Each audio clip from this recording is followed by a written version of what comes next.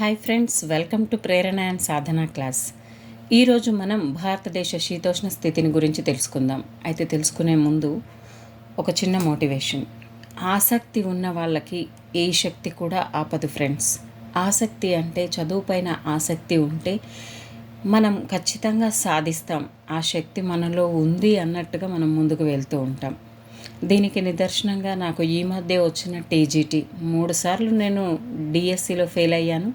ఎందుకు పదే పదే చెప్తున్నాను, ఇన్నిసార్లు ఫెయిల్ అయినప్పటికీ ఏదో ఒక రోజు వస్తుంది అనే ఉత్సాహంతో చదవడం జరిగింది. మీరు కూడా డీలా అయిపోకుండా కొన్ని పరిస్థితులను బట్టి మనం మనల్ని మనం తక్కువ అంచనా వేసుకుంటూ ఉంటాం. కాబట్టి ఆసక్తి ఉంటే, నీలో ఆసక్తి గనక ఉంటే ఏ శక్తి కూడా నిన్ను ఆపదు ఫ్రెండ్స్. ఓకే, క్లాస్లోకి వెళ్దాం. మరి ఈరోజు భారతదేశ శీతోష్ణ స్థితి. అసలు ఎన్నో రకాల శీతోష్ణ స్థితులు మన భారతదేశంలో ఉన్నాయి. ఎందుకంటే దానికి భూమధ్య రేఖకు పై భాగంలో అంటే ఉత్తర భాగంలో ఉంది మన భారతదేశం. అదేవిధంగా హిమాలయాలు ఉన్నాయి, తీర ప్రాంతాలు ఉన్నాయి. ఈ విధంగా డిఫరెంట్ యాంగిల్స్లో మన ఉపఖండమైన భారతదేశం ఉంది.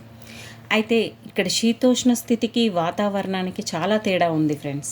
వాతావరణం అంటే రెగ్యులర్గా చేంజెస్ అనేది అవుతూ ఉంటుంది. కానీ మన వాడుక భాషలో క్లైమేట్ ఎలా ఉంది అంటాం. క్లైమేట్ అంటే శీతోష్ణ స్థితి. క్లైమేట్ అనడం చాలా తప్పు ఫ్రెండ్స్. చదువుకున్న వాళ్ళమైన మనం కూడా అదే విధంగా వాడుతున్నాం. వెదర్ అంటే బాగుంటుంది. వెదర్ అంటే వాతావరణం. మరి ఈ వాతావరణం ఏ విధంగా ఉంది అని తెలుసుకోవడానికి సూర్యరశ్మి, ఒక నిర్దిష్ట కాలానికి చెందిన సూర్యరశ్మి, ఉష్ణోగ్రత, వాతావరణ పీడనము, పవనాలు, ఆర్ద్రత, మేఘాలు, అవపాతం వంటి అంశాల స్థితిని వాతావరణం అంటారు. క్రింది వాటిలో కానిది ఏది, అయినది ఏది అని అడిగే ఛాన్సెస్ ఉన్నాయి ఫ్రెండ్స్. ఎందుకంటే మనకు ఎగ్జామినర్ ఏ విధంగా పరీక్షిస్తాడో మనకు అంతు చిక్కనిది. అప్డేట్ వర్షన్లో అడుగుతూనే ఉన్నాడు. ఎక్కువ మటుకు కానిది ఏది, ఇందులో దీనికి సంబంధం లేనిది ఏది, ఇలాంటి క్వశ్చన్స్ చాలా వస్తున్నాయి. నేను కూడా చాలా అలాంటి పొరపాట్లు చేశాను కాబట్టి పదే మీకు ఇన్స్ట్రక్షన్ ఇస్తున్నాను. ఈ వాతావరణ పరిస్థితులు తక్కువ కాలంలో కూడా చాలా తరచుగా మారుతూ ఉంటాయి. సాధారణంగా అయితే వాతావరణానికి శీతోష్ణ స్థితికి తేడా ఏంటి అంటే 30 లేక అంతకన్నా ఎక్కువ సంవత్సరాల పాటు ఒకే మాదిరి కనిపించేలా వాతావరణ పరిస్థితులు అనేవి ఒకే మాదిరిగా కనిపించేలా ఉంటే దాన్ని శీతోష్ణ స్థితి లేదా క్లైమేట్ అని అంటారు. ఒక సంవత్సరానికి ఇంకొక సంవత్సరానికి మధ్య వాతావరణంలో మార్పులు చోటు చేసుకున్న మొత్తం మీద శీతోష్ణ స్థితిలో ఏర్పడే సాధారణ ప్రదేశం యొక్క వాతావరణాన్నే క్లైమేట్ అంటారు. ఈ క్లైమేట్ని క్లైమోగ్రాఫ్లు లేదా క్లిమటోగ్రాఫ్ల ద్వారా మనం చూపించవచ్చు. అయితే భారతదేశంలో కొన్ని ప్రాంతాల క్లైమోగ్రాఫ్లను ఇక్కడ ఇవ్వడం జరిగింది. ఇక్కడున్న ఢిల్లీ, అదేవిధంగా లేహ్, అదేవిధంగా జైపూర్, చెన్నై. ఇలా ఢిల్లీ అనేది ఏ ప్రదేశంలో ఉందో మీ అందరికీ తెలుసు. భారతదేశంలో ఉత్తర భాగంలో ఉంది. మనకు భారతదేశానికి రాజధాని ప్రాంతం. ఏ విధంగా ఉంది ఇక్కడ కొంచెం అబ్జర్వ్ చేయండి. అదేవిధంగా లేహ్, ఇక్కడ వర్షపాతం ఎలా ఉంది ఏంటి అనేది చూడండి ఒకసారి. జైపూర్ చాలా ఎడారి ప్రాంతం, ఇక్కడ ఉష్ణ ప్రాంతం ఎక్కువగా ఉంటుంది. అదేవిధంగా ఇక్కడ చెన్నై, దీనికి 3 వైపులా సముద్ర తీర ప్రాంతం ఉంది కాబట్టి ఇక్కడ ఎలా ఉంటుంది. ఇవన్నీ కూడా వాతావరణానికి సంబంధించిన అంశాలు, ప్రభావం చేసే అంశాలు. మరి శీతోష్ణ స్థితి వాతావరణాలను ప్రభావితం చేసే అంశాలేంటి? అంతకంటే ముందు ఇలాంటి క్వశ్చన్స్ మీరు రీడ్ చేస్తూ ఇక్కడున్న బాక్స్లలో ఫిల్ చేసుకోండి ఫ్రెండ్స్. ఇప్పుడు అవన్నిటి గురించి ఎక్స్ప్లెయిన్ చేస్తే చాలా టైం పడుతుంది. నేను షార్ట్ అండ్ స్వీట్గానే లెసన్స్ చెప్తూ ఉంటాను. ఇంపార్టెంట్ మ్యాటర్స్ చెప్పినప్పుడు మీరు నోట్ చేసుకొని వాటిని ప్రాక్టీస్ చేయండి. అయితే ఇక్కడ ప్రభావం చూపే అంశాలు ఏంటి మరి? కొన్ని ప్రదేశాల్లో అంటే ఉదాహరణకి చెన్నై వివిధ నెలల్లోని ఉష్ణోగ్రతల్లో అంతగా తేడా లేదని గమనించాం. అదే కొన్ని ప్రదేశాల్లో, ఢిల్లీ లాంటి ప్రదేశాల్లో వివిధ నెలల్లో ఉష్ణోగ్రతల్లో చాలా తేడా ఉంటుంది. ఎందుకు ఈ కారణం?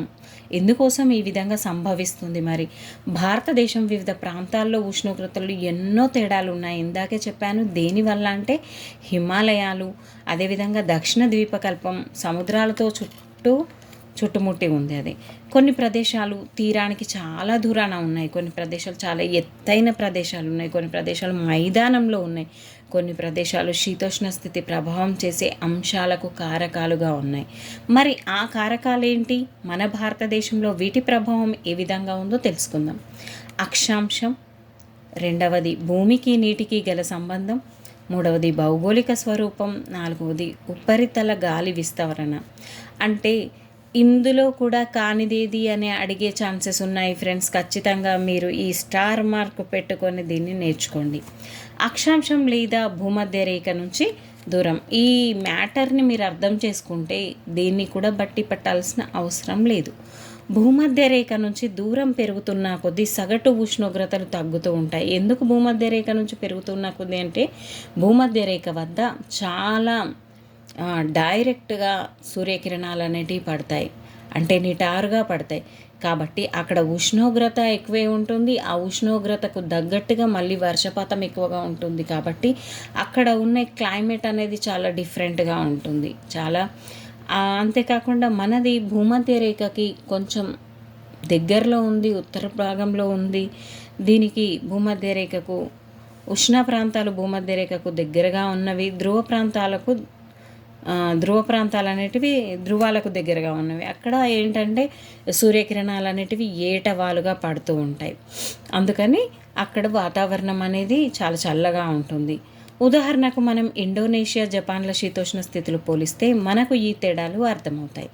ఈ తేడాలకు కారణం భూమి మీద విభిన్న ప్రాంతాలు వేడెక్కడంలో తేడా ఉండటమే ఫ్రెండ్స్. చెప్పాను కదా, నిటారుగా అవుతూ ఉంటే అక్కడ వాతావరణంలో చాలా డిఫరెన్సెస్ అనేటివి ఉంటాయి. అదేవిధంగా ఏటవాలుగా అయినప్పుడు కూడా చాలా డిఫరెన్సెస్ వాతావరణం అనేది ఉంటుంది. సూర్యకిరణాల నుంచి వచ్చే వేడిమిని సూర్యపుటము అని అంటారు ఫ్రెండ్స్. భూమధ్య రేఖకు దూరంగా ఉన్న అక్షాంశాల కంటే దగ్గరగా ఉన్న అక్షాంశాల వద్ద ఈ తీవ్రత అంటే సూర్యపుటం యొక్క తీవ్రత ఎక్కువగా ఉంటుంది. అయితే భూమధ్య రేఖ నుంచి ధృవాలపైకి వెళ్తూ ఉన్న కొద్దీ వార్షిక ఉష్ణోగ్రతలు అనేటివి తగ్గుతూ ఉంటాయి. అయితే భారతదేశంలో దక్షిణాది ప్రాంతం భూమధ్య రేఖకు దగ్గరగా ఉష్ణమండలంలో ఉంది. ఇక్కడ గమనించండి, మన భారతదేశం ఇది. ఈ భారతదేశంలో ఇక్కడ నుంచి భూమధ్య రేఖ వెళ్తుంది. ఇక్కడ మనకు 8 డిగ్రీల నుంచి స్టార్ట్ అవుతుంది. కాబట్టి దక్షిణ ప్రాంతం అనేది భూమధ్య రేఖకు చాలా దగ్గరగా ఉంది. ఉత్తర ప్రాంతం కంటే ఎక్కువగా ఉంటాయి సగటు ఉష్ణోగ్రతలు. ఈ కారణంగా ఈ ప్రాంతంలో సగటు ఉష్ణోగ్రతలు ఉత్తరం కంటే చాలా ఎక్కువగా ఉంటాయి. అంటే కన్యాకుమారిలోని శీతోష్ణ స్థితి భోపాల్ లేదా ఢిల్లీ శీతోష్ణ స్థితి కంటే భిన్నంగా ఉంటుంది. మనకు అడిగే క్వశ్చన్స్ అన్నీ కూడా ఇండైరెక్ట్గా అంటే సబ్జెక్ట్ ఓరియంటేషన్గా అడుగుతారు. కాబట్టి మనకు మ్యాప్ పాయింటింగ్ కంపల్సరీగా రావాలి. అదేవిధంగా భోపాల్ ఎక్కడ ఉంది, ఢిల్లీ ఎక్కడ ఉంది, మన ఇండియాలో గుర్తించే విధంగా ఉండాలి.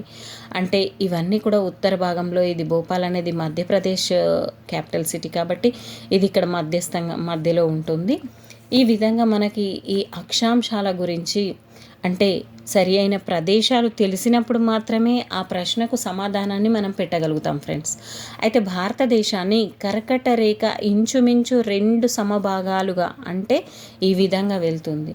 కర్కట రేఖకు దక్షిణ ప్రాంతం ఉష్ణమండలంలో ఉంది, కర్కట రేఖకు ఉత్తర ప్రాంతం సమశీతోష్ణ మండలంలో ఉంది ఫ్రెండ్స్. మనది మధ్యస్థంగా వెళ్తుంది కాబట్టి కిందంతా కూడా ఉష్ణమండలం, పైన అంటే ఉత్తర భాగం అంతా కూడా సమశీతోష్ణ మండలంలో ఉంది. నెక్స్ట్, భూమికి నీటికి గల సంబంధం.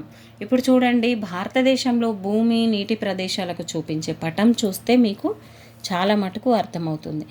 శీతోష్ణ స్థితులను ప్రభావితం చేసే అంశం ఇది కూడా. ఇది భూమికి నీటికి మధ్య గల సంబంధం ఉపరితల తీరును బట్టి సూర్యరశ్మి ఎంత గ్రహించబడుతుంది, తిరిగి ఎంత ప్రసరించబడుతుంది అనే విషయం తెలుస్తుంది. మనకి భూమి తొందరగా వేడెక్కి తొందరగా చల్లారుతుంది. కానీ నీరు అలా కాదు ఫ్రెండ్స్. నీరు అనేది చాలా ఆలస్యంగా వేడెక్కి ఆలస్యంగా చల్లబడడం జరుగుతుంది. అందుకే ఇక్కడ ఉండే ఈ నిదానం వల్ల భూమితో పోలిస్తే సముద్రం చాలా నిదానంగా వేడెక్కుతుంది, నిదానంగా చల్లబడుతుంది ఫ్రెండ్స్. దీనివల్ల శీతోష్ణ స్థితిలో చాలా ప్రభావం అనేది ఉంటుంది.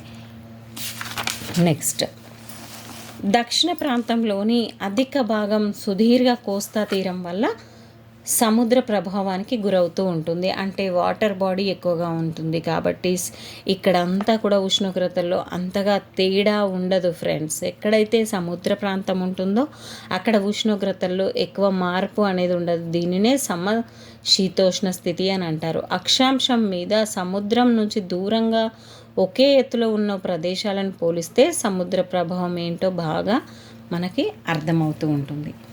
భౌగోళిక స్వరూపం చూడండి ఒకసారి.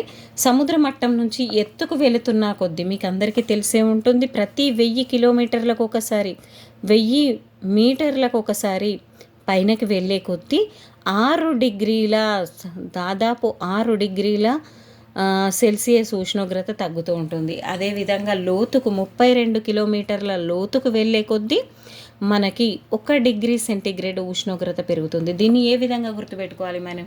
మనం బంగ్లాపైకి వెళ్ళినప్పుడు అక్కడ చల్లగా అనిపిస్తుంది. అదేవిధంగా వాళ్ళు బోర్ వేసేటప్పుడు లోపల నుంచి వాళ్ళకి ఎంతో చెమటలు రావడం జరుగుతుంది. అంటే లోతుకు వెళ్ళే కొద్దీ చాలా వేడిగా ఉంటుంది, పైనకు వెళ్ళే కొద్దీ చాలా చల్లగా ఉంటుంది. వాతావరణంలో ఈ విధంగా మార్పు జరుగుతుంది.